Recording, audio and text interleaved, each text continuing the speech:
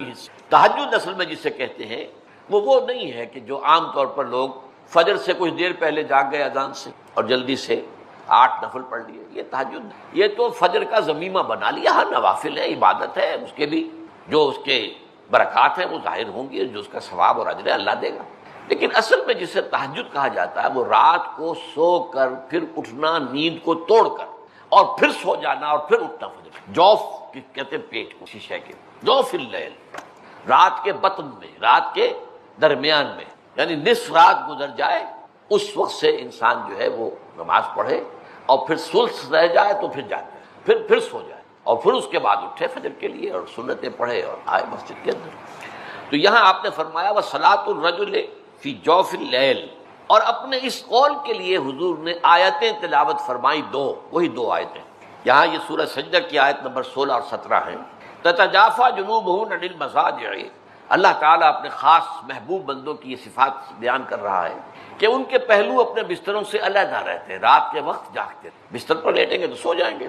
تتجافى جنوبهم عن المضاجع يدعون ربهم خوفا وطمعا، وہ اس وقت اپنے رب کو پکارتے ہیں، دعائیں کرتے ہیں، خوف کے ساتھ بھی، اس کے مواخذے کا خوف، اس کے عذاب کا خوف، اس کی باز پرس کا خوف، اس کی ناراضی کا خوف، جہنم کا خوف، وطمعا، اور طمع کس کی؟ اللہ راضی ہو، اللہ کے اجر و ثواب کی بھی طمع ہو، لیکن سب سے بڑی طمع کیا ہے؟ اللہ مجھ سے راضی ہو۔ اس لیے سب سے اونچا مقام یہی ہے، رضی اللہ عنہم ورضوا عنہ، اللہ ان سے راضی ہو گیا، ہوا اللہ سے راضی ہو۔ یہ باہمی رضا ہے، بندہ اپنے رب سے راضی رہے، وہ ہے کہ تسلیم و رضا جو بھی دنیا میں آ رہا ہے اس پر شکوہ، اللہ کا شکوہ زبان پر نہ لائے، جو بھی آ رہا ہے یہ میرے رب کی طرف سے، وہ میرا مولا ہے، آقا ہے، دوست ہے، میرا خیر خواہ ہے، اسے معلوم ہے کہ اس شر کے پیچھے کون سا خیر آ رہا ہے، مجھے کیا پتا، مجھے تو شر نظر آ رہا ہے، خیر تو نظر نہیں آ رہا۔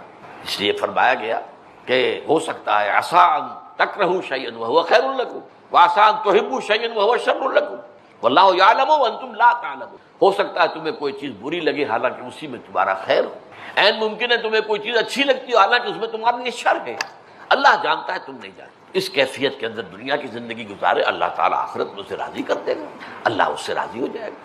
شکر اصل میں ایک جذبہ ہے کہ جو کسی کے ساتھ اگر کسی نے خیر کیا ہو، بھلائی کی ہو، احسان کیا ہو، کسی تکلیف سے اس کو بچایا ہو، چھٹکارا دلایا ہو، تو ایک جذبہ پیدا ہوتا ہے انسان کے قلب کی گہرائی سے۔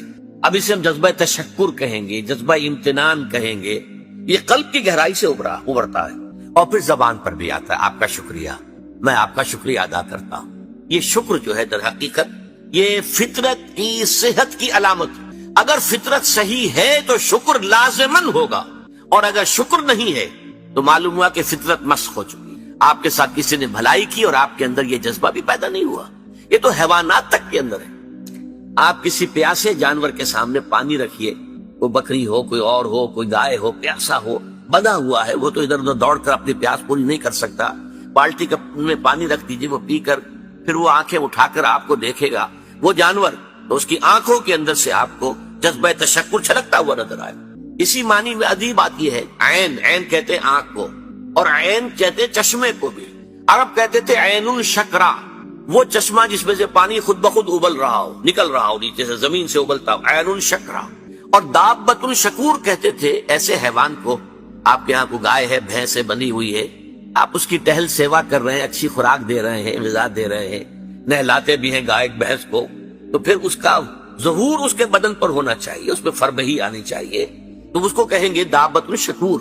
یہ شکر گزار جانور ہے کہ اس کے ساتھ جو بھلائی ہو رہی ہے، جو خیر ہو رہا ہے، اس کے نتائج اس پر ظاہر ہو رہے ہیں۔ تو یہ فطرت کی در حقیقت صحت کی علامت۔ ایک پرانی کہانی آپ نے بھی بچپن میں پڑھی ہوگی کہ ایک غلام کہیں بھاگا ہوا تھا اور اسے راستے میں ایک جگہ اس نے دیکھا ایک شیر پڑا ہوا کراہ رہا ہے، اور اس کو شدید تکلیف سے اس کے پاؤں میں ایک کانٹا چبھا ہوا تھا، ظاہر بات ہے شیر نہیں نکال سکتا تھا اس کو، اس غلام نے اس کا کانٹا نکال دیا، اس شیر نے صرف اسے سونگھا اور چلا گیا۔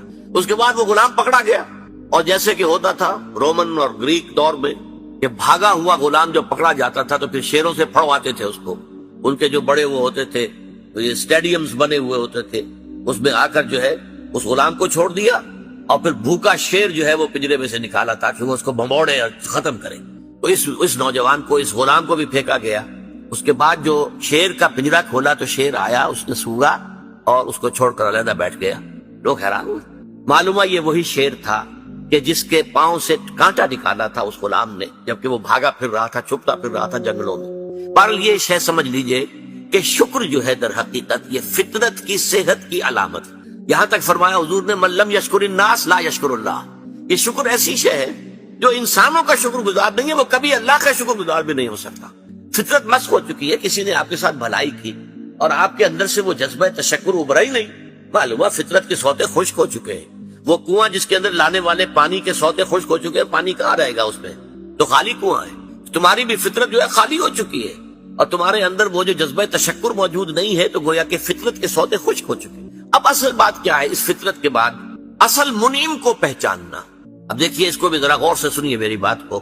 بچپن میں ہر بچہ یہ سمجھتا ہے کہ میرے حفاظت کرنے والے، میری ضروریات پوری کرنے والے، میری تکلیف پر تڑپ اٹھنے والے میرے والدین ہیں۔ اس سے آگے کا اسے بھی پتہ نہیں ہے، احساس نہیں ہے، لہذا جذبہ شکر جو ہے وہ والدین کی ذات کے ساتھ مرتکز ہو جاتا ہے۔ اس سے ذرا آگے بڑھا، معلوم نہیں میرا کنبہ ہے، میرے چچا ہیں، میرے ماموں ہیں، میرے فلاں ہیں، میرے کنبے قبیلے کے لوگ ہیں، میری قوم ہے، میرا وطن ہے، یہ سب در حقیقت میرے محافظ بھی ہیں، میرے مددگار بھی ہیں، اور میں میری ضرورتیں پوری کرتے ہیں۔ یہ جذبہ تشکر اب پھیل رہا ہے والدین سے، اپنے خاندان، قبیلے، قوم۔ اس کے بعد محسوس ہوتا ہے یہ سائنس کی انتہا ہے کہ یہ سارے عناصر فطرت مجھے پال رہے ہیں۔ سورج کی حرارت نہ ہو تو فصلیں کیسے پکے، سورج کی حرارت نہ ہو تو یہ ہوا، یہ بادل کیسے اٹھے، وہ سمندروں سے بخارات، ہوائیں نہ چلے تو یہ کیسے جو ہے بادل یہاں تک آئے اور بارش برسے اور پھر میرے لیے گندم جو ہے وہ پیدا ہو۔ یہ تو کائنات پوری مجھے پال رہی ہے، اور اس میں سب سے بڑی شے جو ہے، یہ سائنس کا یوں سمجھ لیجیے کمال ہے، سب سے بڑی شے سورج ہے۔ اس لیے کہ یہ بھی کہنا ہے کہ زمین سورج ہی سے ٹوٹا ہوا ایک ٹکڑا ہے، اسی سے سپلنٹر ایک علیحدہ ہوا، اس کے گرد گھومنا شروع کر دیا، واللہ عالم، یہ علیحدہ بحث ہے، یہ کاسمولوجی کی بحث ہے۔ لیکن یہ ہے کہ بہرحال ہم جانتے ہیں یہ شکر کا جذبہ پھر آ کر مرتکز ہوتا ہے یہ تمام مظاہر فطرت کے اوپر۔ اب اس کے بعد صرف ایک چھلانگ لگانے کی ضرورت ہے، وہ چھلانگ جو حضرت ابراہیم نے لگائی تھی۔ سورہ انعام میں ذکر ہے، انہوں نے ایک تارے کو دیکھا تو کہا اچھا شاید یہ میرا رب ہے۔ جب وہ ڈوب گیا، غروب ہو گیا، تو نہیں میں تو غروب ہونے والے کو تو رب نہیں مان سکتا۔ پھر چاند کو دیکھا، وہ بڑا روشن تھا، بہت بڑا تھا، کیا یہ رب ہے؟ جب وہ بھی ڈوب گیا، کہا نہیں اگر میرے رب نے مجھے ہدایت نہ دی۔ پھر دیکھا سورج کو، ھذا اکبر، ھذا ربی، ھذا اکبر، فلما افلت، جب وہ بھی غروب ہو گیا تو پھر اس کے بعد جو چھلانگ لگائی انہوں نے کیا، انی وجہت وجہی للذی فطر السماوات والارض حنیفا، میں نے اب اپنا رخ کر لیا ہے، اپنا چہرہ کر لیا ہے رخ پر اس ذات کے جس نے آسمانوں اور زمین کو پیدا کیا ہے، جو سورج اور چاند اور ستاروں کا پیدا کرنے والا ہے، حنیفا، یکسو ہو کر، وما انا من المشرکین، اور میں ہرگز مشرکوں میں سے نہیں۔ یہ ہے عقل کی آخری چھلانگ۔ سورج بھی ایک نظام میں جکڑا ہوا ہے، کسی اور نے اس کا نظام بنایا ہے، اس کی حیثیت کچھ ہے ہی نہیں۔ اس پوری کائنات کی وسعت اور پہنائی میں یہ جو خورشید منور ہے یہ کیا ہے؟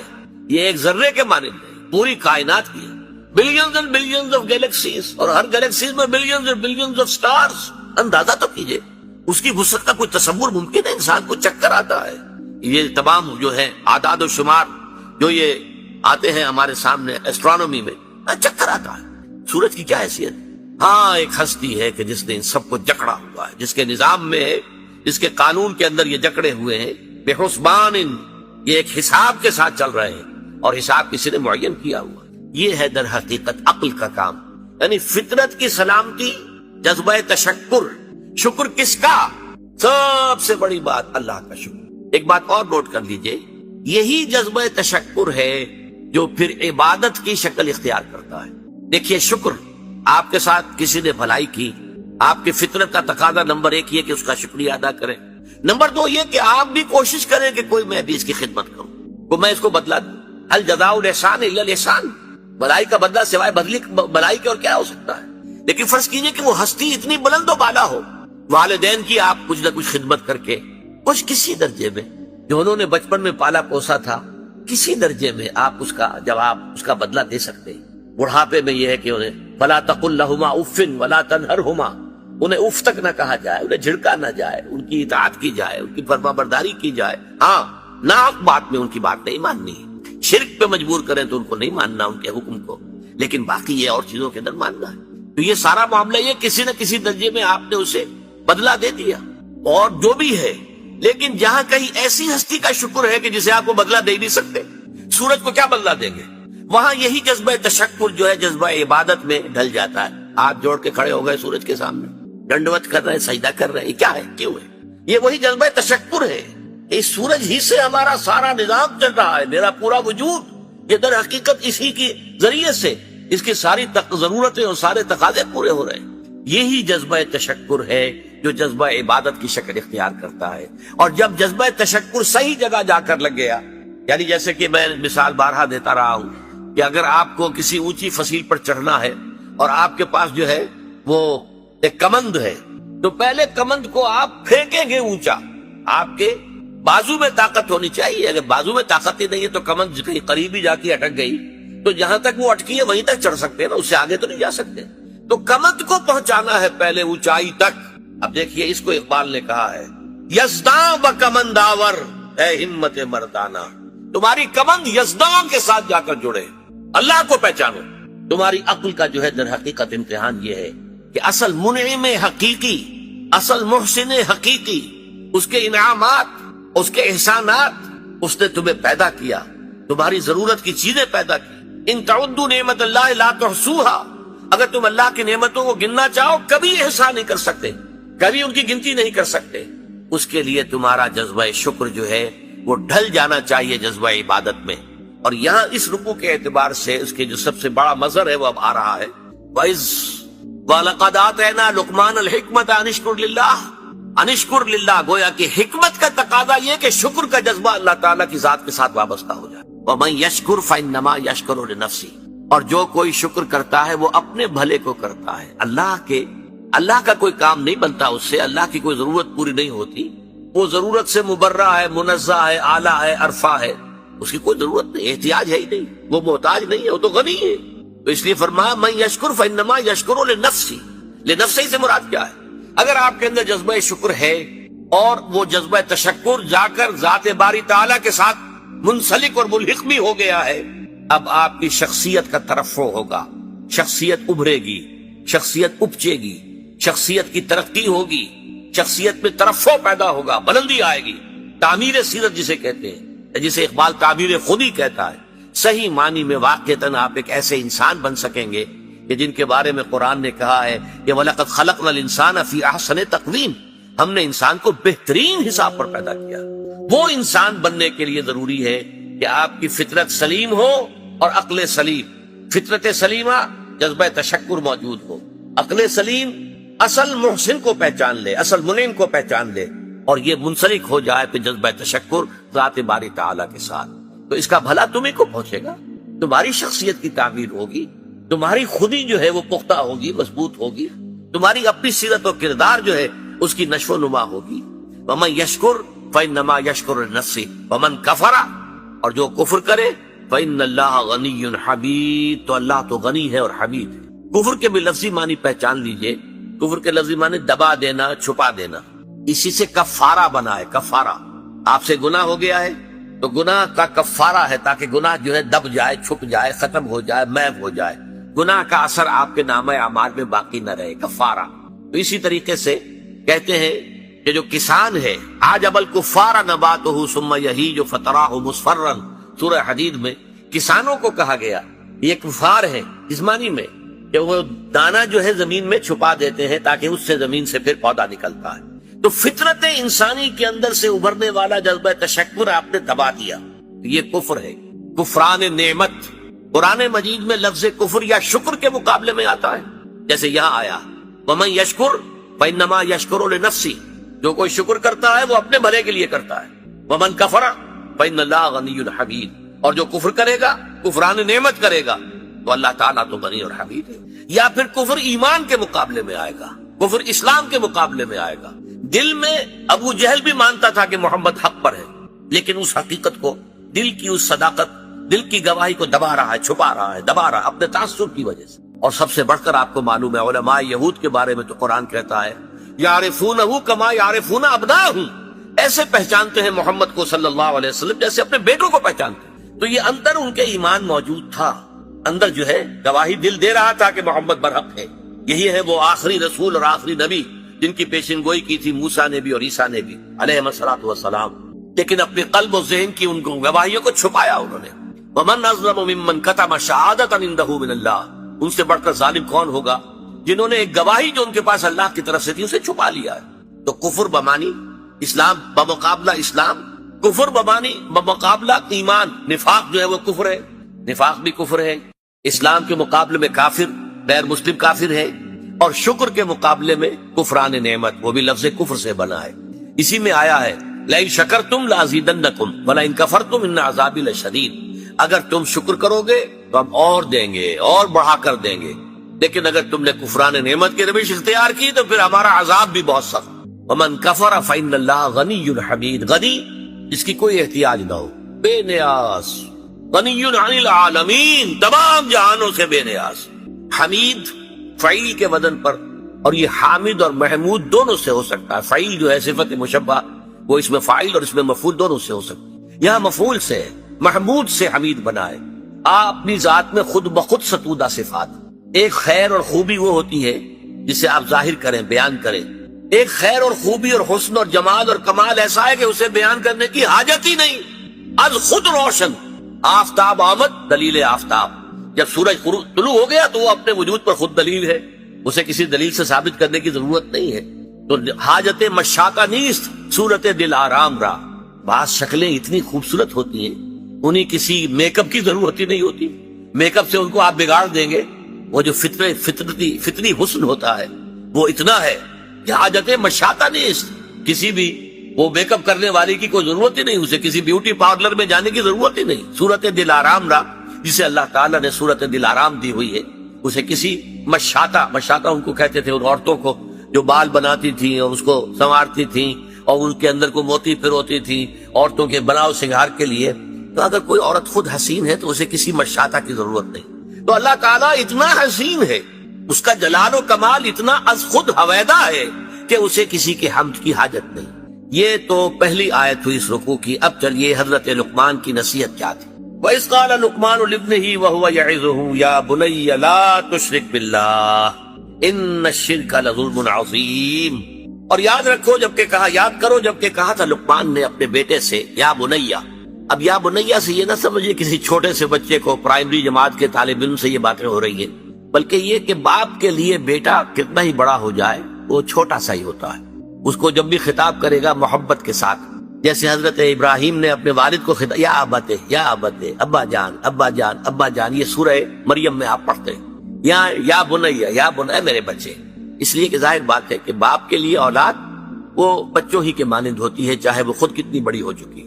عام طور پر گمان یہی، اور میرا گمان غالب ہے کہ یہ موت کے وقت کی وصیت ہے، اس لیے کہ جو شخص مالدار ہو، دولت مند ہو، وہ موت کے وقت اپنی اولاد کو وصیت کرے گا تو اپنی دولت کے بارے میں کرے گا، فلاں سے یہ لینا ہے، فلاں سے یہ لینا ہے، فلاں کا یہ معاملہ ہے، یہ ہے، وہ ہے، یہ ایسٹس ہیں۔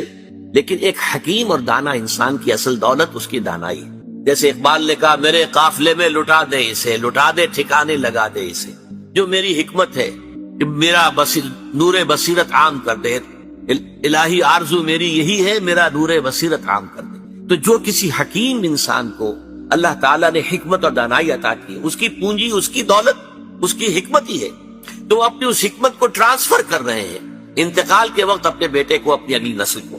وَإِذْ قَالَ لُقْمَانُ لِابْنِهِ وَهُوَ يَعِظُهُ يَا بُنَيَّ لَا تُشْرِكْ بِاللَّهِ، اے میرے بچے اللہ کے ساتھ شرک ہرگز نہ کیجو، ان الشرک لظلم عظیم، یقیناً شرک بہت بڑا ظلم ہے، بہت بڑی ناانصافی۔ پہلی بات تو یہ سمجھیے کہ شرک کہتے کسے ہیں؟ شرک اللہ کی نفی نہیں ہے، بڑے اللہ کے ساتھ چھوٹے خداؤں کا اضافہ ہے، شریک کر دینا۔ وہ ابھی میں بیان کر چکا ہوں پچھلی نشست میں، گاڈز اینڈ گاڈیسز، اور وہ کیپٹل جی سے لکھے جانے والا گاڈ، اس کے ساتھ جب ان کو اٹیچ کر دیں گے یہ شرک ہے۔ مہادیو کے ساتھ دیویا دیوتا شامل کر دیے گئے، یہ شرک ہے۔ اللہ کے ساتھ آلہہ شامل کر دیے گئے، اللہ الالہ، وہ تو ہے وہ ایک اللہ، اسے وہ بھی مانتے تھے سب کہ وہ ایک ہی اکیلا ہی ہے، لیکن یہ کہ اس کے ساتھ کوئی بیٹی ہے، بیٹے، کوئی نائبین، کوئی اس کے منہ چڑھے ہوئے مصاحبین، یہ ایڈ کر دیے گئے آلہہ کے طور پر کہ ان کی سفارش سے بیڑا پار ہو جائے گا قیامت میں۔ یہ ہے ان کا شرک۔ لا تشرک باللہ، اللہ کے ساتھ شریک نہیں، یعنی اب نوٹ کیجئے، اللہ تعالیٰ کا حق ایک لفظ میں ہے، اس کے ساتھ شرک مت کرو، باقی ساری باتیں اس کے تابع ہو جائیں۔ لیکن اس شرک کی کیا کیا شکلیں ہیں، اس کی کیسی کیسی قسمیں ہیں، یہ بڑا اہم موضوع ہے اپنی جگہ پر۔ آج اس وقت تو صرف اتنا سمجھیے، اور ظلم کے حوالے سے، ظلم عربی میں کہتے ہیں وضع شیء فی غیر محلہ،